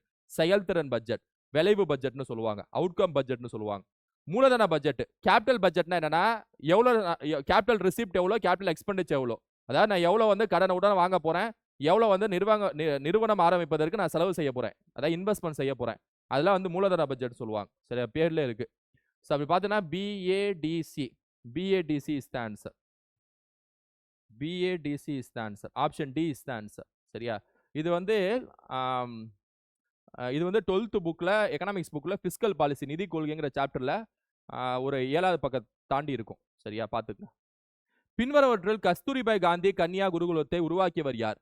Who among the following founded Kasturibai Gandhi கன்யா குருகுலம்? சர்தார் வேதரத்னம். சர்தார் வேதரத்னம் ரொம்ப ஃபேமஸானதுதான். யார் இந்த சர்தார் வேதரத்னம் தேதா? உப்பு சத்தியாகிரகம் ராஜாஜியோட பங்கேற்றவர். இங்க தமிழ்நாட்டில் உப்பு சத்தியாகிரகம் நடந்துச்சுல, திருச்சி டு வேதராணியம், ராஜாஜி நடந்து போனார்ல, ருக்மிணி லட்சுமிபதி எல்லாமே, அங்க பங்கேற்றவர் யார் அப்படின்னா சர்தார் வேதரத்னம். ஞாபகம் வச்சுங்க. சரியா? So option A is the answer. மிகப்பெரிய சுதந்திர போராட்ட தியாகி, இந்திய தேசிய காங்கிரஸை சேர்ந்தவர் சர்தார் வேதரத்னம். இவருக்கு சர்தார் அப்படிங்கிற அந்த பட்டம் வந்து 1931 பெற்றிருப்பான்னு நினைக்கிறேன். 1931 திருநெல்வேலியில பெற்றிருப்பார், திருநெல்வேலி மாநாட்டில். சரியா? ரைட், அதெல்லாம் தனியா பார்ப்போம். பின்வரும் யார் ஒருவர் ஆதிச்சநல்லூர் அகழாய்வு களத்துடன் தொடர்புடையவர் அல்ல? ஆதிச்சநல்லூர் எஸ்கவேஷன்ல தொடர்புடையாதவர் யார் அப்படின்னு கேட்குறாங்க. சரியா? ஜாகர் தொடர்புடையவர், ஆண்டர்சன் தொடர்புடையவர், ஏஜி ஸ்டுவார்ட்டா வில்லியம் கிங்கான்னு பார்த்தா William king is the answer. அதாவது ஆன்சர் வில்லியம் கிங். சரியா, இவர் தொடர்புடையவர். ஆன்சர் வந்து வில்லியம் கிங், இவர் தொடர்பில்லாதவர். சரியா, தொடர்பில்லாதவர் வில்லியம் கிங். காலவரிசை பொத்துக. ஈரோடு சமதர்ம திட்டம். ஈரோடு சமதர்ம திட்டம்ங்கிறது 1932 வாக்குல. கொடி சத்தியாகிரகம், பிளாக் சத்தியாகிரகங்கிறது 1923. இந்த கொடி சத்தியாகிரகா வந்து சர்தார் வல்லபாய் பட்டேல் ஆரம்பிப்பார். ஜபல்பூர் மற்றும் நாக்பூர் 2 இடத்துல 1923 ஆரம்பிப்பார் சர்தார் வல்லபாய் பட்டேல். ஜபல்பூர் மற்றும் நாக்பூர். தனிநபர் சத்தியாகிரகா 1940 ஆச்சாரியா வினோபா பாவே. காந்தியோட சத்தியாகிரகா வினோபா பாவே. அலுவலக மொழி சட்டம் வந்து 1963. அபிஷியல் லாங்குவேஜ் வந்து ஹிந்தி மற்றும் இங்கிலீஷ் அப்படின்னு சொல்லிட்டு அறிவிப்பாங்க இந்த சட்டத்துல. அப்ப காலவரிசை பார்த்துக்க அப்படின்னா 2 ஃபர்ஸ்ட் வந்துடும். 1 3 4 2 1 3 4 is the answer. Option B. 2 1 3 4 is the answer. Option B is the answer. திராவிடம் என்ற சொல்லே தமிழ் மொழியிலிருந்து பெறப்பட்டது என்று கூறியவர் யார்? எராஸ். இது வந்து தமிழ் புத்தகத்துல 8வது தமிழ் புத்தகம் நினைக்கிறேன், மொழி குடும்பம் அப்படிங்கிற சாப்டர்ல இருக்கும். சரியா, எராஸ். எராஸ். உமன் லிபர்ட்டி, பெண்கள் சுதந்திரம், முதல் சுயமரியாதை மாநாடு. கரெக்ட் தான். முதல் சுயமரியாதை மாநாடு 1929 செங்கல்பட்டுல சவுந்தரபாண்டியன் தலைமையில நடக்கும். முதல் சுயமரியாதை மாநாடு 1929 செங்கல்பட்டு சவுந்தரபாண்டியன் தலைமையில நடக்கும். அங்க வந்து பெண்கள் சுதந்திரம், பெண்கள் உரிமைகள், ஆணுக்கும் பெண்ணுக்கும் சொத்துரிமை, இது எல்லாத்தையும் பத்தி பேசுவாங்க. போதைப் பொருள் ஒழிப்பு வந்து 2ஆம் சுயமரியாதை மாநாட்டில் பேசுவாங்க. கரெக்ட் தான். செகண்ட் செல்ஃப் ரெஸ்பெக்ட் மூவ்மெண்ட் எப்ப நடக்கும்னா 1930 ஈரோட்ல ஜெயகர் தலைமையில நடக்கும். அங்க போதைப் பொருள் ஒழிப்பை பத்தி பேசுவாங்க, இளைஞர்களோட பங்களிப்பை பத்தி பேசுவாங்க, மக்கள் தொகை கட்டுப்பாடை பத்தி பேசுவாங்க. 2வது கரெக்ட் தான். சேரமாதேவி நிகழ்வு, தீண்டாமை பிரச்சனை. சேரமாதேவி நிகழ்வுனா 1924 சேரமாதேவிங்கிற வஉசி ஐயன் நடத்தக்கூடிய அந்த ஒரு குருகுலத்துல வந்து பட்டியலின சமூக மக்களை வந்து தனியா பிரிச்சு பார்ப்பார்ல, அந்த நிகழ்வு. அது ஒரு பெரியாருக்கு ஒரு மிகப்பெரிய தர்ம சங்கத்தை உருவாகும். இது ஒரு காரணம் 1925 பெரியார் காங்கிரஸ் விட்டு வெளியே வந்ததுக்கு காஞ்சிபுரம் மாநாட்டில். ஒத்துழையாமை இயக்கம் அன்னிபெசன்ட் தப்பு. ஒத்துழையாமை இயக்கத்துல அன்னிபெசன்ட் பங்கேற்கவே மாட்டாங்க. காந்தி வந்தது, காந்திக்கு அன்னிபெசன்ட் அதான் அன்னிபெசன்ட் காந்தியை பிடிக்காதுங்க. அன்னிபெசன்ட் காந்தியை பிடிக்காதுங்க. வந்ததுல இருந்து அவங்க காந்தி வந்ததுக்கு அப்புறம் அன்னிபெசன்ட் கிளம்பிட்டாங்க. நீங்க வேணா எடுத்து பாருங்க. 1919 அப்புறம் அன்னிபெசன்ட் எங்க இருக்காங்கன்னு சொல்லி தேடி பாருங்க, எங்கேயுமே பார்க்க முடியாது. 1914 17 தான் 2 வருஷம் தான் அன்னிபெசன்ட். சரியா, ஒரு 1914 லக்னோ மாநாடு, அப்புறம் தன்னாட்சி இயக்கம் 1917 இவங்கள ஒரு தலைவரா போட்டிருப்பாங்க. அதாவது முதல் பெண் தலைவரா போட்டிருப்பாங்க. அவ்வளவுதான். 2 வருஷம் தான் அன்னிபெசன்டோட கேரக்டரே. அதுக்கப்புறம் அதுக்கு முன்னாடி பாத்தீங்கன்னா அந்த தியாசபிகள் சொசைட்டி பிரம்மஜான சபையில இருந்திருப்பாங்க. அதை விடுங்க. சுதந்திர போராட்டத்துல 2 வருஷம் தான். அதுக்கப்புறம் அன்னிபெசன்ட் ஆளே காணோம். எங்க போனாங்க கேளுங்க. ஏன்? காந்தியை பிடிக்காது. காந்தி வந்ததுக்கு அப்புறம் அவரோட செல்வாக்கு அதிகமானனால இதுக்கப்புறம் நம்ம இந்த வேலைக்கு ஆகணும்னு சொல்லிட்டு கிளம்பிடுவாங்க. சரியா, அதனால ஒத்துழைமைக்கெல்லாம் பங்கேற்க மாட்டாங்க. 1 2 3 is the answer. Option A is the answer. Option A is the answer. இயற்றலும் ஈட்டலும் காத்தலும் காத்த வகுத்தலும் வல்லத அரசை என்னும் குறள் இடம்பெற்றுள்ள அதிகாரம் இறைமாட்சி. இதெல்லாம் ரொம்ப ஈஸி. இறைமாட்சி. Option B is the answer.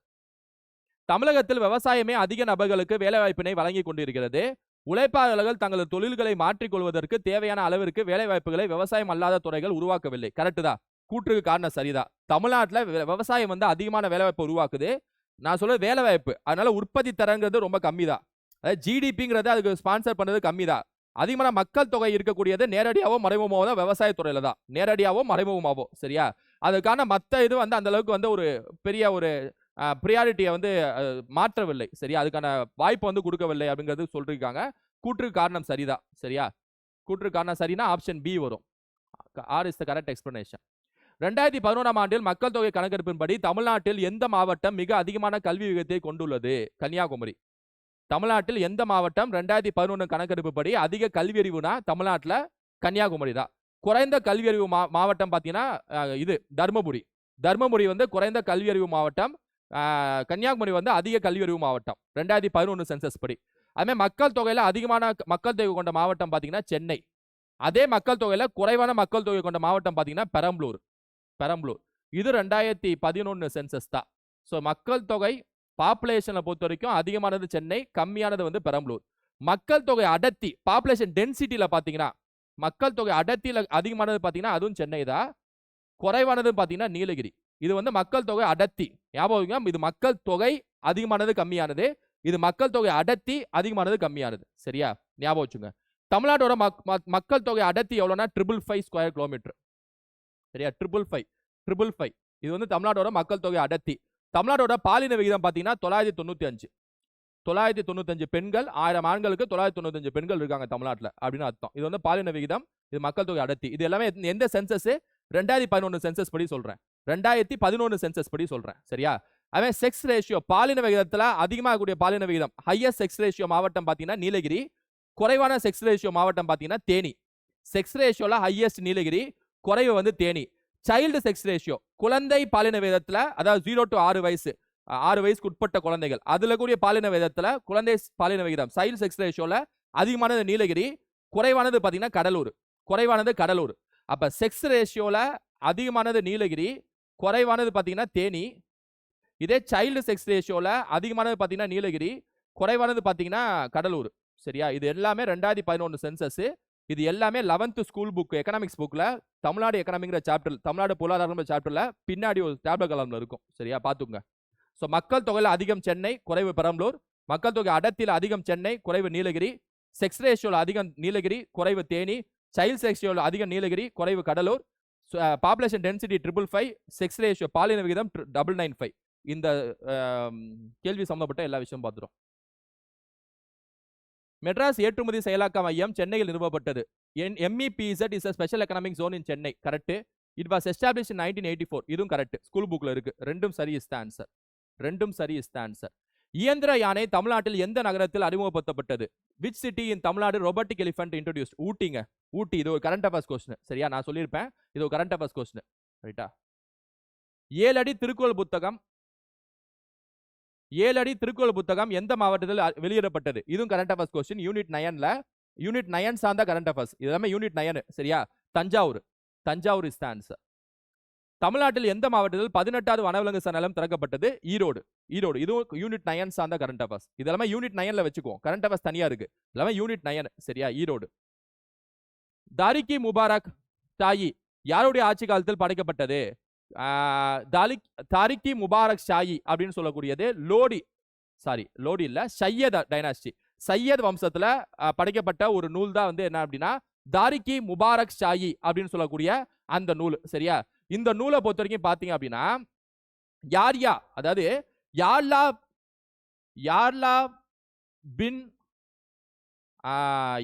பின் அஹ்மத் அப்படின்னு ஒரு நபர், யார்லா பின் அஹ்மத் ஷிரிண்டி, யார்லா பின் அஹ்மத் ஷிரிண்டி அப்படின்னு சொல்லக்கூடிய இந்த நபர் தான் இந்த புத்தகத்தை எழுதியிருப்பார். சரியா? சையத் வம்சத்துல முபாரக் ஷா ஆட்சியில யார்லா பின் அஹ்மத் ஷிரிண்டி அப்படிங்கிற நபர் தான் இந்த புத்தகத்தை எழுதியிருப்பாரு. அது ஞாபகம் வச்சுங்க. சரியா? கீழ்கண்டவையில் தோலவிரா குறித்து சரியானவை எவை? Which of the following is correct about the Indus site Dholavira? Dholavira, it was excavated by JP Joshi. Correct. சரியா? இது நானே சொல்லியிருப்பேன். Unique water harvesting. தோலவிரானால நீர் தான், தோலவிரானால நீர் மேலாண்மை தான். சரியா? இதுவும் கரெக்ட். ஏன்னா இது மிகப்பெரிய சிந்து சமவெளி இடமாகும். தப்பு. ஒன்று தான், 2 தான் கரெக்ட். 3வது தப்பு. ஏன்னா சிந்து சமவெளி நாகத்துல மிக பெருசு எது அப்படின்னா ராக்கிகரி. சரியா? ஸ்கூல் புக்ல மோஞ்சதாரோன்னு சொல்லியிருப்பாங்க. தவறு. இன்னைக்கு டேட்ல பாத்தீங்கன்னா ராக்கிகரி தான். சரியா? 1,2 option A is the answer. சமீபத்தில் 8ஆம் அதிசயமாக அறிவிக்கப்பட்ட அங்கோர் வாட் கோவில் யாரால் கட்டப்பட்டது? சூரியவர்மன் 2. கரண்ட் அஃபேர்ஸ்ல பார்த்திருப்போம். சூரியவர்மன் 2. சரியா? 2ஆம் சூரியவர்மன். அங்கோர் வாட் இருக்குல்ல, மிகப்பெரிய கோயில், அது 8ஆம் அதிசயமாக இப்ப வந்து சொல்லியிருக்காங்க. சரியா? அங்கோர் வாட் கோயில் இன்னைக்கு டேட்ல புத்தர் கோயிலா இருக்கு, அன்றைய தேதியில ஹிந்து கோயில். சரியா? சூரியவர்மன் 2. கிடாபுல் ரஹ்லா என்ற நூலின் ஆசிரியர் யார்? Ibn Battuta. Who was the author of the book கிடாப்-உர்-ரேலா அப்படிங்கிற புத்தகத்தின் ஆசிரியர் யார் அப்படின்னா இபின் பட்டூட்டா. இதெல்லாம் டைரக்ட் கொஸ்டின், அதனால டிஸ்கஸ் பண்ண ஒண்ணும் இல்ல, டைரக்டா போயிடலாம். அடுத்து கீழ்கண்ட நிறுவலை காரவரிசை பத்துக. கில்ஜி வம்சத்தை நிறுவியவர்? ஃபவுண்டர் ஆஃப் கல்ஜி வம்சம், அப்புறம் death of Razia, Alauddin expedition to Devagiri, creation of department of Diwani Khairat. சரியா? சோகே இதை வந்து 7 வரிசையில் கேட்குறாங்க. ரசியாவின் இறப்பு ஃபர்ஸ்ட் வந்துடும். ரசியாவின் இறப்புக்கு அப்புறம் தான் வந்து கல்ஜி வம்சத்தை ஆரம்பிச்சிருப்பாங்க. சரியா? ஸோ 2, அதுக்கப்புறம் 1, 2-1 வந்துடும். சரியா? ஜலாலுதீன் கல்ஜி ஆரம்பிச்சிருப்பால ஃபவுண்டர், அவரு 2-1 வந்துடும். அதுக்கப்புறம் பார்த்தீங்கன்னா அலாவுதீன் கல்ஜி ஆட்சியில தான் வந்து மாலிக் கஃபூர் அமிச்சு இந்த தேவகிரி அட்டாக் பண்ண போவாங்க. ஸோ அப்போ வந்து 3வது அடுத்து வந்துடும். சரியா? 2-1-3. அப்புறம் creation of department of Diwani Khairat Feroz Shah Tughlaq ஆரம்பிப்பார்ல, திவானி கைரட் ஃபெரோஷா துக்ளக் ஆட்சியில.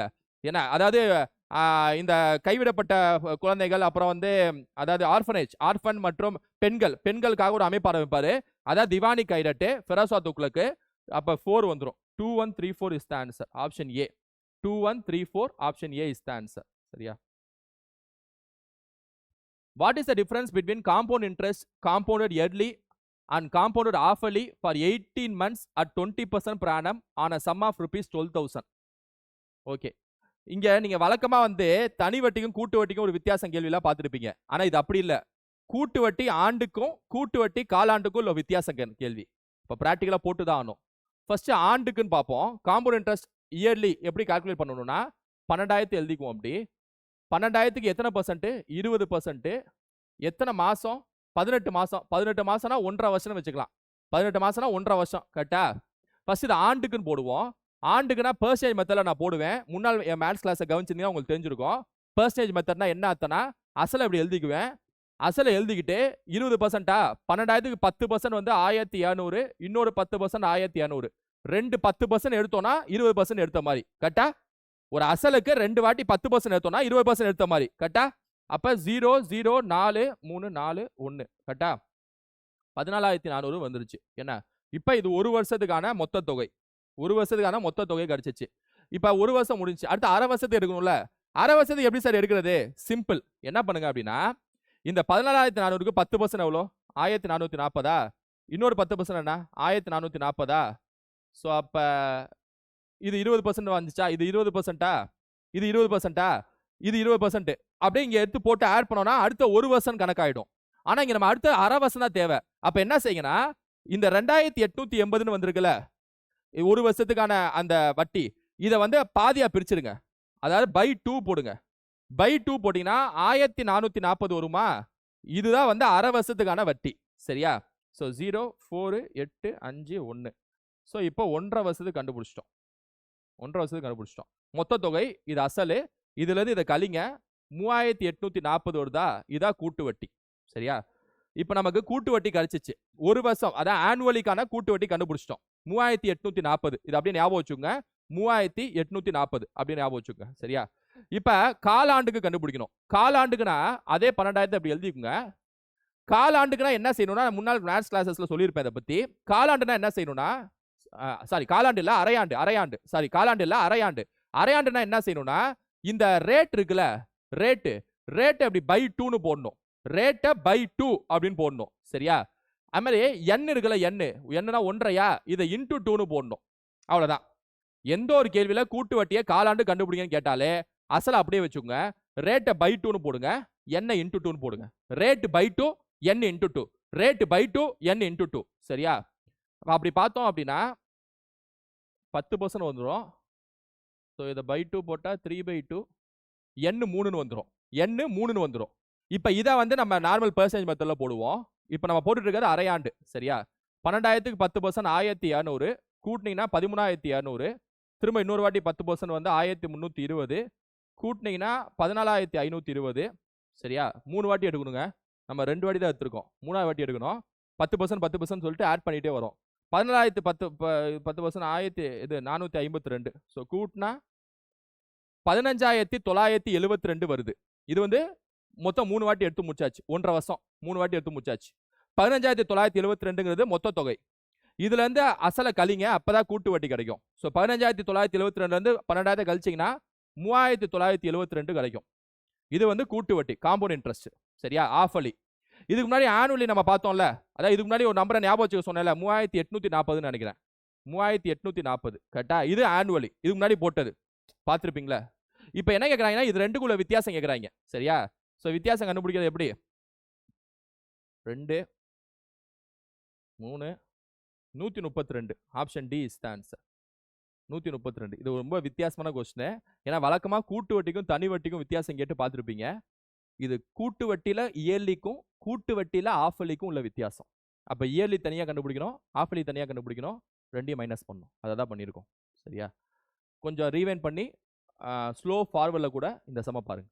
சரியா?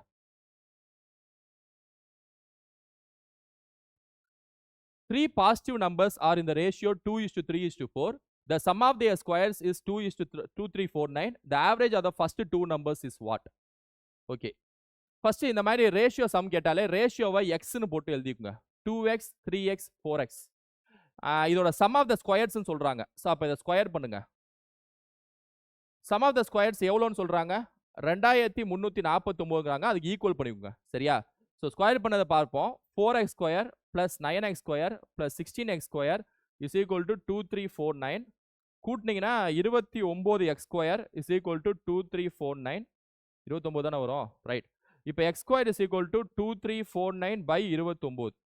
29 பகா எண்ணால உங்களால வேற எதிலும் அடிக்க முடியாது. 3ஆலலாம் அடிக்க முடியாது. ஏன்னா 29 பகா எண். சரியா? 29ஆலே தான் அடிக்க முடியும். என்ன 7 14 29 இன்ட்டு 7 3 6 14 20 29 இன்ட்டு 8 2 7 16 8 வாட்டி போங்க, 232 வருது. 29 இன்ட்டு 8 போட்டா 232 வருது. இங்க 234 இருக்கு. கேரி ஒரு 2, இன்னொரு 29ஆ? 29ல ஒரு வாட்டி போகும். சரியா? நீங்க ஸ்டார்டிங் 8னாலே எக்ஸ் ஸ்கொயர் இங்க இருக்கு. இங்கிட்ட அப்ப கண்டிப்பா ஒரு ஸ்கொயர் நம்பர் தான் வரணும். 2 டிஜிட் தான். அப்ப 8ல ஆரம்பிக்கக்கூடிய ஒரு ஸ்கொயர் நம்பர் என்ன? 81 தானே? நீ தாராளமா போட்டுருங்க. ஒன்றும் பிரச்சனை இல்லை. சரியா? எக்ஸ் ஸ்கொயர் 81னா எக்ஸ் என்ன? 9ஆ? எக்ஸ் ஸ்கொயர் 81னா எக்ஸ் வந்து 9. சரியா? இப்போ என்ன கேக்குறாங்க? ஆவரேஜ் ஆஃப் ஃபர்ஸ்ட் 2 நம்பர்ஸ் கேக்குறாங்க. முதல் 2 எண்களின் சராசரி கேக்குறாங்க. முதல் 2 எண்கள்னா என்ன? 2x 3x. இந்த ரெண்டுக்கு சராசரி கேக்குறாங்க. சராசரினா என்ன செய்யணும்? 2x plus 3x 5x by 2. இதான் ஆன்சர். அப்படிதானே? சராசரினா என்ன? ரெண்டு நம்பரை ஆட் பண்ணிட்டு பை 2 போடணும். ஏன்னா ரெண்டு நம்பர் தானே, பை 2. இதான் ஆன்சர். இப்போ x 9 தூக்கி இங்க போடுங்க. ஆன்சர் x 9 தூக்கி இங்க போடுங்க. 9 × 5 45. 45 by 2 எவ்வளோ? 22 is the answer. Option D is the answer. 22 is the answer. ரொம்ப சிம்பிளான கொஸ்டினுங்க. ரேஷியோ, நான் ரேஷியோ டாபிக் நீங்க கவனிச்சிருந்தீங்கன்னா மேத்ஸ் கிளாஸஸ்ல புரியும். ரேஷியோனாலே எக்ஸால மல்டிப்ளை பண்ணி ஒரிஜினலா மாத்திக்கணும். ஏன்னா ரேஷியோனாலே எப்பவுமே டூப்ளிகேட். அது எப்ப எக்ஸால பெருக்கிறோமோ அப்பதான் அது ஒரிஜினலா மாறும். அப்புறம் ஸ்கொயர் பண்ணி ஆட் பண்ணணும், அப்புறம் சால்வ் பண்ணணும். எக்ஸ் 9 கிடைக்குது. கேட்கறது சராசரி ஆஃப் முதல் 2 எண்கள். ஸோ இதையும் ஆட் பண்ணி பை 2 போட்டு சப்ஸ்டியூட் பண்ணோம்னா ஆன்சர் வந்துடும். சரியா? 22 is the answer. The mean of the prime numbers between 20 and 45. 20 மற்றும் 45 இடையே உள்ள இடைப்பட்ட பகா எண்களின் சராசரி என்ன? மீன்னால ஆவரேஜ் தான். சரியா? 20க்கும் 45க்கும் ஃபர்ஸ்ட் பகா எண்கள் என்னன்னு பார்ப்போம். 23 பகா எண்ணு, 29 பகா எண்ணு, 31 பகா எண்ணு, 37 பகா எண்ணு, 39 இல்ல. இது 4 நம்பர் தான் பகா எண்ணு. கரெக்டா? 45 வைக்குமா? சரி, 39, 41 பகா எண்ணு, 43 பகா எண்ணு, 4 5 6 நம்பர். 6 நம்பர் தான் பகா எண்ணு. இந்த 6 பகா எண்ணுக்கும் மீன், அதாவது சராசரி கண்டுபிடிச்சா போதும். சரியா? அப்ப மொத்தத்தையும் ஆட் பண்ணுங்க. 10 20 23 24 கேரி 2 4 6 9 12 16 20 204 வருது. எத்தனை நம்பர் மொத்தம்? 6 நம்பர். சராசரினா மொத்தம் எத்தனை நம்பரால டிவைட் பண்ணிக்கணும்? 6ஆல வச்சா 6 2 sorry 6 3 18 34 is the answer. Option B is the answer. 34. சரியா? அவ்வளவுதான். பகா எண்களை வரிசை எழுதிட்டு பகா எண்ணா என்ன? ஒன்னாலையும் தன்னாலையும் வகுப்பட்டா அது பகா எண்ணு. பார்த்தாலே தெரியுது பகா எண்ணுன்னு சொல்லிட்டு. வேற எதுலையும் போகக்கூடாது அது. சரியா? If each side of a rectangle is increased by 22%, then area will increase by. ஒரு செவ்வகத்தின் ஒவ்வொரு பக்கமும் 22% அதிகரித்தால் அதன் பரப்பளவு எவ்வளவு அதிகரிக்கும்? ஓகே ஓகே, இதுக்கு நான் ஃபார்முலா சொல்லியிருப்பேன். இந்த மாதிரி கொஸ்டின் வந்துச்சுன்னா a plus b plus ab by 100 இதான் formula. a plus b plus ab by 100. இதுல பாத்தீங்கன்னா ஒவ்வொரு செவ்வகத்தோட ஒவ்வொரு பக்கம் 22% அதிகரிக்குது அப்படின்னா எல்லா பக்கமும் லென்த் 22% அதிகரிக்குது, பிரெத் 22% அதிகரிக்குது.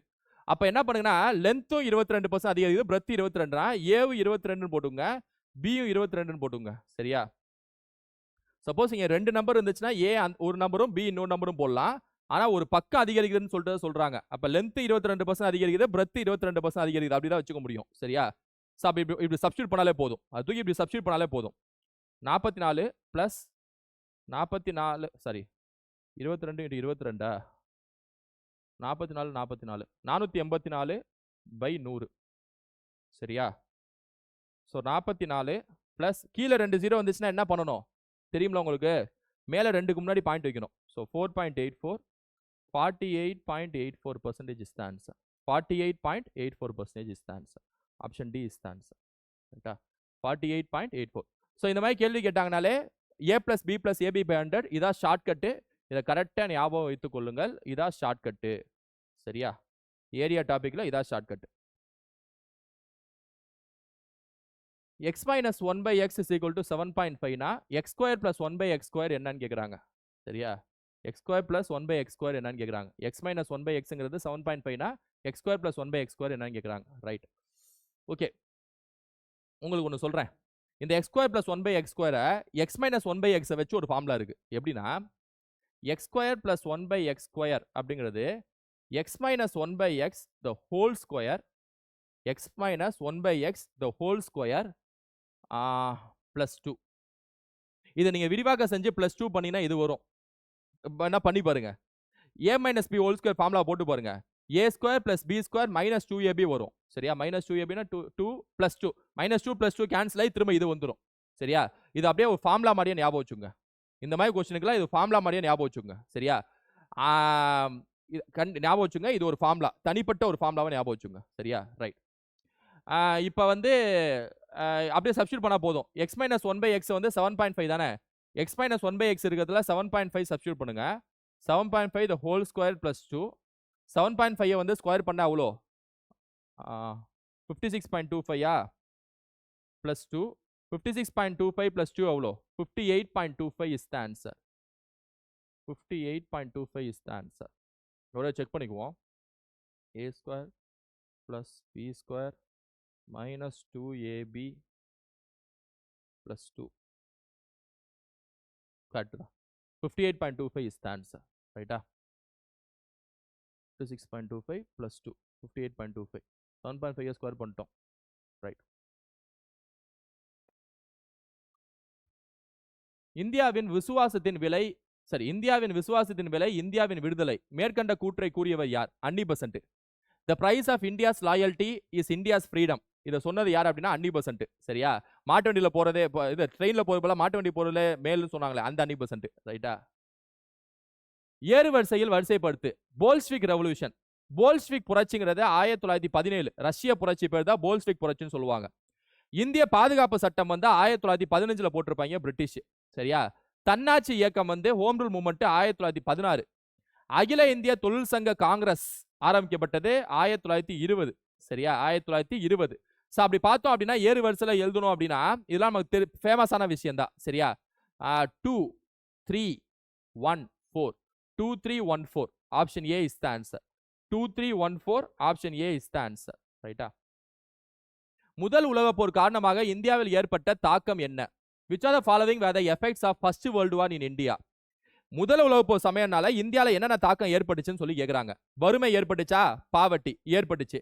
Rice of Indian nationalist. இந்திய தொழிலாளர்கள் வளர்ந்தாங்க. ஆமா. அகமதாபாத் ஆலை மறியல்ல ஏன் வந்து நிறைய பேர் வாங்க வந்து வேலை செய்யணும்னு சொன்னாங்க. ஏன்னா நிறைய டிமாண்ட் இருந்துச்சு. முதல் உலகப் போர் சமயத்துல வெளிநாடுகள்லாம் போர் வந்தனால அவங்க நாடோட தொழிற்சாலைகளை இழுத்து மூடிட்டாங்க. அந்த சமயத்துல வெளிநாடை காப்பாத்துறது இந்திய தொழிற்சாலை தான். So rise of Indian industries correct தான். பஞ்சமான தலைவிரித்து ஆடியது தான். ஒரு சைடு தொழிலாளர்கள் நல்லா சம்பாதிச்சாங்க, இன்னொரு சைடு மக்கள் வந்து பஞ்சம் பசி பட்டினில இறந்து போனாங்க. ஃபமைன். ஸோ மூணுமே நடந்துச்சு இந்தியாவில். அனைத்தும் இஸ் த ஆன்சர். முதல் உலகப் போர் 1914 இருந்து 1918 வரைக்கும். சரியா? கீழ்கண்டவர்கள் கிலாஃபத் இயக்கம் ஆதரவாளர்கள் யார்? கிலாஃபத் இயக்கத்தை ஆதரித்தவர்கள் யாருன்னு கேட்குறாங்க. சரியா? மௌலானா ஆசாத் ஆதரித்தாரு, காந்தி ஆதரித்தாரு. காந்தியை தலைவராகவே போட்டாங்க. மதன் மோகன் மால்வியால ஆரம்பிக்கலங்க. இவர் வந்து இந்து மகாசபையை சேர்ந்தவருங்க. இந்து மகாசபை அந்த கட்சியை சேர்ந்தவர். மௌலானா ஷவுகத் அலி ஆமா ஆதரித்தவர், தலைமை நடத்தியவர் அவர் தான். சரியா? Maulana Shaukat Ali. So 1 2 4 is the answer. Option C is the answer. 1 2 4 option C is the answer. கீழ்கண்டவியல் டாக்டர் அம்பேத்கரின் செயல்பாடுகள் தொடர்புடையது எது? Which are the following were the works of doctor Ambedkar? Bahishkrit Hitakarini Sabha. இது அம்பேத்கரோட ஒர்க்கு தான். அம்பேத்கர் சம்மந்தப்பட்ட ஒர்க்கு தான். சரியா? 1924 அந்த சபை ஆரம்பிச்சிருப்பான்னு நினைக்கிறேன், ஞாபகம் சரியா இருந்துச்சுன்னா. மூக் நாயக் அம்பேத்கரோட பத்திரிகை தான். 1920. மகா சத்தியாகிரகம், வாங்க எல்லாத்துலயும் வந்து குளத்துல வந்து தண்ணி எடுப்போம் அப்படின்னு சொல்லக்கூடிய ஒரு சத்தியாகிரகம் 1927 பண்ணியிருப்பாரு. சரியா? கொடி சத்தியாகிரகம் இவரோடது இல்ல. ஏன்னா இது ஜபல்பூர் மற்றும் நாக்பூர்ல சர்தார் வல்லபாய் பட்டேல் ஆரம்பிச்ச ஒரு சத்தியாகிரகம் தான் கொடி சத்தியாகிரகம். கொடியை வச்சு போராட்டம் செஞ்சது. தர்சனா சத்தியாகிரகம் அம்பேத்கர் தொடர்பு போனது இல்ல. தர்சனா சத்தியாகிரகம் என்ன சத்தியாகிரகம்னா நான் கிளாஸ்ல சொல்லியிருப்பேன் ரிவிஷன்ல. அதாவது உப்பு சேர்த்ததுக்கு அப்புறம் காந்தியை கைது செஞ்சிருவாங்க. அப்ப குஜராத்ல தட்சனான்னு சொல்லக்கூடிய ஒரு கம்பெனியை இழுத்து மூடுங்கன்னு சொல்லிட்டு சரோஜினி அம்மையாரும் மௌலானா ஆசாதும் போராடுவாங்க. அது பேர் தான் தட்சணா சத்தியரகா. சரியா? So 1, 2, 3 is the answer. Option B is the answer. Ambedkar தொடர்புடைய விஷயம்னு பாத்தீங்கன்னா 3 தான். கடைசி 2 அம்பேத்கர் தொடர்புடையது அல்ல. பிரின்ஸ்ட் விதியின்படி அமிலம் என்பது ஆஸ் பர் பிரான்ஸ்டட் கான்செப்ட், அதாவது பிரான்ஸ்டட் தியரி படி அமிலம் என்பது என்ன அப்படின்னு சொல்லிட்டு சொல்றாங்க. சரியா? Donating a proton. அதாவது ஆசிட் பேசஸ்க்கு வந்து மொத்தம் 3 பேர் கூற்றுகள் சொல்லியிருப்பாங்க. ஒன்னு அரினியஸ் கோட்பாடு, இன்னொன்னு பிரான்ஸ்டட் லூரி கோட்பாடு, இன்னொரு லூவிஸ் கோட்பாடு. அரினியஸ் கோட்பாடு என்ன சொல்லுவாருன்னா, அமிலம்னா என்னன்னா H+ அயனி அதிகமா மிதந்துச்சுன்னா அது பேர் அமிலம்.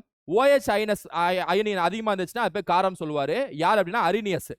பிரான்ஸ்டட் லூரி என்ன சொல்லுவாருன்னா, எப்பா அமிலம்னா என்னன்னா புரோட்டான் டொனேட் பண்ணுது. எந்த ஒரு பொருள், எந்த ஒரு லிக்விட் அது புரோட்டான் கொடுத்துச்சுன்னா அது பேர் அமிலம்பா. புரோட்டானை வாங்குச்சுன்னா அது பேர் காரம்பா அப்படின்னு சொல்லுவார். யாரு? Bronsted Lowry. சோ அப்ப donating a proton is the answer. ஆசிட்னா donating a proton. Hydraulic lift, hydraulic press, hydraulic brake, hydraulic அமுக்கி இது எல்லாமே வந்து எதுக்கு எடுத்துக்காட்டுனா பார்த்தாலே தெரியுது பாஸ்கல் விதி. பாஸ்கல் விதி உங்களுக்கு எல்லாத்துக்கும் தெரியும்னு நினைக்கிறேன். ஹைட்ராலிக் லிஃப்ட், ஹைட்ராலிக் பிரேக்லாம் எடுத்துக்காட்டு வந்து பாஸ்கல்ஸ் லா தான். புகைத்திரையில் பயன்படுத்தப்படும் சேர்மம் எது? which compound is used in smoke screen. Smoke ஸ்கிரீன்ல பயன்படுத்தக்கூடிய காம்பவுண்ட் என்ன அப்படின்னா பாஸ்பின், PH3. இதெல்லாம் ரொம்ப முக்கியமான கேள்வி. அப்ளிகேஷன் ஓரியன்டட் கேள்வி. சயின்ஸ்ல அப்ளிகேஷன் ஓரியன்டட் கேள்வியும் கேட்பாங்க. பென்சாயிக் அமிலம் இல்லா என்ன இல்லனா என்னது? டேஷ் இல்ல. Okay okay. பென்சாயிக் ஆசிட் டேஷில் பயன்படுத்தப்படுகிறது. Food preservative. சரியா? உணவு பதப்படுத்திக்கு பயன்படுத்தப்படுகிறது. இதெல்லாம் வந்து ரொம்ப ஈஸி தாங்க. கல்லீரல் சுரக்கும் நோய் கீழ்கண்டவற்றில் எதனை தொடர்ந்து உட்கொள்ளுதல் ஏற்படுகிறது? Cirrhosis of liver is caused by chronic intake of alcohol. இதெல்லாம் வந்து ரொம்ப ஈஸி. சரியா? ஆல்கஹால். டொபாக்கோ புகையிலைங்கிறத பத்தி நம்ம அதிகமா பேசியிருப்போம். புகையிலைங்கிறத பத்தி நம்ம அதிகம் பென்சோபைடின் பேசியிருப்போம். சரியா? அப்புறம் கார்பன் மோனாக்சைடை பத்தி பேசியிருப்போம். எதை? புகையிலை பத்தி பார்க்கணும்னா. So it's a carcinogen for cancer. பின்வரும் ப்ரோகாரியோட்டிக் செல்கள் பற்றிய கூற்றுகள் சரியானவை எவை? which are the following facts are correct about prokaryotic cell? Prokaryotic செல்னா என்ன? பாக்டீரியா மற்றும் ஆர்கியால காணப்படக்கூடிய செல் தான் ப்ரோகாரியோட்டிக் செல். யூகாரியோட்டிக் செல்னா என்ன? தாவரம் மற்றும் விலங்குகள் மற்றும் மனிதர்கள் காணப்படக்கூடிய செல் தான் யூகாரியோட்டிக் செல். பயாலஜி கிளாஸ்ல சொல்லியிருப்பேன். சரியா? ப்ரோகாரியோட்டிக் செல்ல வந்து நியூக்ளியஸ்லாம் இருக்காது. ஏன்னா ரைபோசோம் இருக்கும், அப்புறம் DNA இருக்கும், இதெல்லாம் இருக்கும். ஆனா நியூக்ளியஸ் இருக்காது. சரியா? ஞாபகம் வச்சுங்க. Prominent nucleus is absent. தெளிவான உட்கரு கிடையாது. கரெக்ட். நியூக்ளியோலஸ் காணப்படுகிறது. நியூக்ளியஸே இல்ல, அப்புறம் எப்படி நியூக்ளியோலஸ் இருக்கும்? சரியா? ரெண்டாவது வராது. மைட்டாசிஸ் மற்றும் மியாசிஸ் செல் பிரிதல் நடைபெறுகிறது. மைட்டாசிஸ் மியாசிஸ் வந்து யூகாரியோட்டிக் செல்ல தான் நடக்கும். ப்ரோகாரியோட்டிக்ல வந்து பைனரி ஃபிஷன். அதனால இது தப்பு. ஜவ்வினால் சூழப்பட்ட செல் நுண்ணுறுப்புகள் கிடையாது. கரெக்ட் தான். செல் நுண்ணுறுப்புகள் கிடையாது. 1 and 4 is the answer. Option B is the answer. 2024 ஆண்டு குவாட் உச்சி மாநாட்டை எந்த நாடு நடத்தியது? இந்தியா. ஆப்ஷன்ல எப்பவுமே இந்தியா இருந்துச்சுன்னா அது ஆன்சரா இருக்கும். இது நான் நிறைய வாட்டி சொல்லியிருக்கேன். குவாட்னா என்னன்னா 4 கண்ட்ரி சேர்ந்து சைனாவை தீர்த்து கட்டுறதுக்கு ஒன்னு சேர்ந்தாங்க. அது பேர் குவாட்லேட்ரல், நாற்கர நாடுன்னு அர்த்தம். யார் யார் அப்படின்னா அமெரிக்கா, ஜப்பான், இந்தியா, ஆஸ்திரேலியா.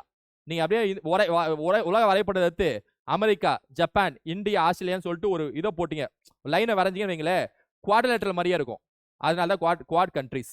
இவங்க 4 பேர் சேர்ந்ததுக்கு இந்த 4 பேர்ட்ட கேட்டீங்கன்னா அவங்க வேற ஒரு கதை சொல்லுவாங்க. நாங்க 4 பேர் வந்து வர்த்தகம் செய்ய போறோம், நாங்க 4 பேர் வந்து ஹாஸ்பிட்டாலிட்டி மெயின்டைன் பண்ண போறோம், பீஸ் மெயின்டைன் பண்ண போறோம், இன்டெகிரிட்டி மெயின்டைன் பண்ண போறோம்னு சொல்லிட்டு கதை விடுவாங்க. இந்த டிப்ளமேட் வார்த்தையெல்லாம் விடுவாங்க. ஆனா உண்மையான காரணம் என்னன்னா சைனாவை போட்டுதாக்க. சரியா? சைனாவை போட்டுதால தான் இவங்க 4 பேர் ஒன்று சேர்ந்தாங்க. சரியா? இந்தியாவும் உட்பட. உலக பத்திரிகை சுதந்திர குறியீடு 2023 இந்தியாவின் தரம் என்ன? 161வது தரம். இது கரண்ட் அஃபேர்ஸ்ல நான் சொல்லியிருப்பேன். மாஹி, மால்வான் மற்றும் மங்க்ரோல் என்ற பெயரில் சமீபத்தில் வெளிவந்த தயாரிப்புகள் எவை? Anti submarine worship. ரொம்ப ரொம்ப முக்கியமான ஒரு கொஸ்டின். நீர்மூழ்கி எதிர்ப்பு போர்க்கப்பல்கள் இப்ப சமீபத்தில் பாதுகாப்புத்துறை அமைச்சகம் வந்து இன்ட்ரோடியூஸ் பண்ணாங்க. அது போர் கப்பலுக்கு பேர் என்ன வச்சாங்கன்னா மாஹி, மால்வன், மங்க்ரோல். மாஹி, மால்வன், மங்க்ரோல் சொல்லிட்டு பேர் வச்சாங்க. இதெல்லாமே ஆன்டி சப்மரைன் ஷிப்ஸ் ஞாபகம் வச்சுங்க. இந்தியாவின் எந்த வடகிழக்கு மாநிலம் 100% வீட்டு குழாய் நீர் இணைப்பு வசதியை நிறைவு செய்தது? வடகிழக்கு மாநிலங்கள்லாம் தெரியும் நமக்கு. அருணாச்சல பிரதேஷ், அசாம், மணிப்பூர், மிசோரம், திரிபுரா, மேகாலயா.